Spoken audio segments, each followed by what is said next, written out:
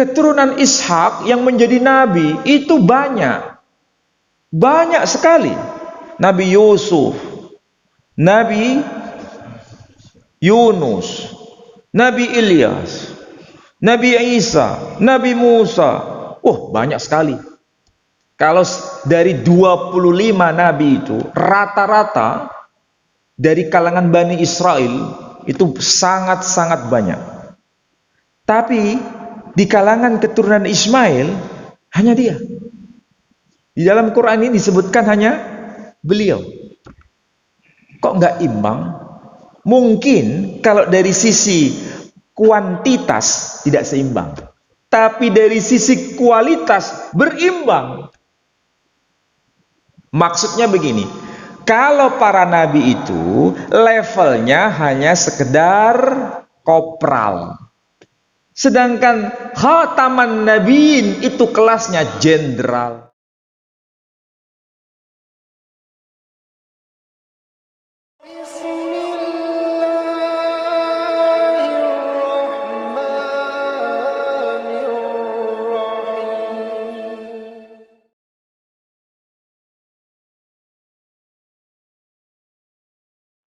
Kalau di ayat 129 menekankan hanya satu orang Rasul, kemudian nalar itu muncul, ini harus terkait mengenai keturunan Ibrahim melalui Ismail. Kita uji sekarang. Apakah yang dimaksud adalah Nabi Musa alaihissalam? Kalau Nabi Musa dalam Quran, Musa itu min Bani Israel. Bani Israel berarti anak cucu Nabi Yakub. Yakub adalah keturunan Ishak. Ishak keturunan Ibrahim. Masuk kandidat di sini enggak? Tidak masuk. Nabi Yusuf dari kalangan Bani Israel. Dijelaskan di dalam surah yang ke-12, surah Yusuf. Yusuf salah satu di antara 12 keturunan Yakub. Yakub keturunan Ishak. Ishak keturunan Ibrahim. Masuk kandidat di ayat ini? Tidak masuk. Isa ibnu Maryam berasal dari kalangan Bani Israel, dan dia pasti nasabnya nyambung kepada Yakub. Yakub anaknya dari Ishak. Ishak anak dari Ibrahim. Masuk enggak kandidat ini? Tidak masuk. Satu-satunya yang masuk sebagai kandidat di ayat ini adalah siapa? Nabi Shallallahu Alaihi Wasallam. Dan itu ada kodenya. Satu orang Rasul ini dari kalangan mereka, minhum, fihim, yang diulang sebanyak 5 kali. Nama Nabi kita Muhammad Shallallahu Alaihi Wasallam juga diulang sebanyak 5 kali dalam 5 surah di 5 ayat yang berbeda. Apakah ini kebetulan? Wallahu a'lam. Di mana? Pertama, di surah Ali Imran. Ayat 144 itu muncul nama Muhammad. Kedua, surah yang disebut Al-Ahzab, surah 33. Ayat yang ke-40 muncul nama Muhammad. Ketiga, surah Muhammad. Namanya saja surah Muhammad. Ayat yang kedua muncul nama Muhammad. Kemudian surah Al-Fatih, surah 47, ayat ke-29, muncul nama Muhammad.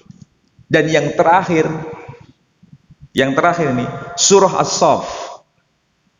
Surah As-Saff itu surah 61.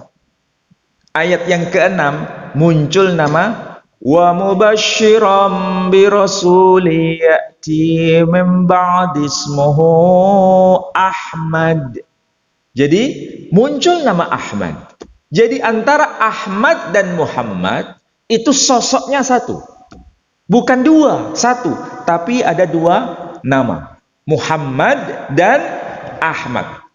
Dan itu dijelaskan dalam Al-Quran, terulang sebanyak 5 kali di 5 surah yang berbeda, di 5 ayat yang berbeda. Dan satu orang Rasul ini berasal dari kalangan mereka yang diulang juga sebanyak 5 kali. Dan itu merujuk pada keturunan Ibrahim melalui Ismail. Apakah ini kebetulan? Wallahu a'lam, saya nggak bisa jawab. Tapi beginilah cara Allah Subhanahu wa Ta'ala berhujjah kepada kita dengan menggunakan pola kesastraan tinggi. Jadi meskipun tidak disebutkan namanya di sini, konteksnya adalah keturunan Ibrahim melalui Ismail. Satu-satunya nabi keturunan Ibrahim melalui Ismail hanya dia. Tidak ada yang lain. Makanya dia disebut sebagai khataman nabiyyin. Mungkin orang bertanya, kenapa Ustadz? Keturunan Ishak yang menjadi nabi itu banyak. Banyak sekali. Nabi Yusuf, Nabi Yunus, Nabi Ilyas, Nabi Isa, Nabi Musa. Oh, banyak sekali. Kalau dari 25 nabi itu, rata-rata dari kalangan Bani Israel itu sangat-sangat banyak. Tapi di kalangan keturunan Ismail hanya dia. Di dalam Quran ini disebutkan hanya beliau. Kok nggak imbang? Mungkin kalau dari sisi kuantitas tidak seimbang, tapi dari sisi kualitas berimbang.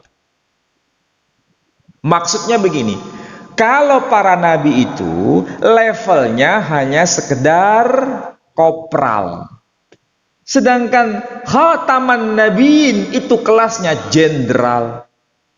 Jadi bayangkan kalau ada 10 kopral, 20 kopral dengan 1 jenderal, mana yang lebih wah? Mana? Jenderal. Bukan berarti kopral itu bukan militer, tetap militer. Jenderal itu militer, sama militer, tapi kualitasnya berbeda. Makanya Quran menyebut Nabi Shallallahu Alaihi Wasallam sebagai khataman nabiyyin. Dari sini menjadi kode. Berarti Ibrahim itu tahu tidak siapa yang dimaksud di situ dengan ungkapan rasulan? Tahu sebenarnya. Sudah tahu, makanya dia batasi dengan ungkapan rasulan, satu orang rasul.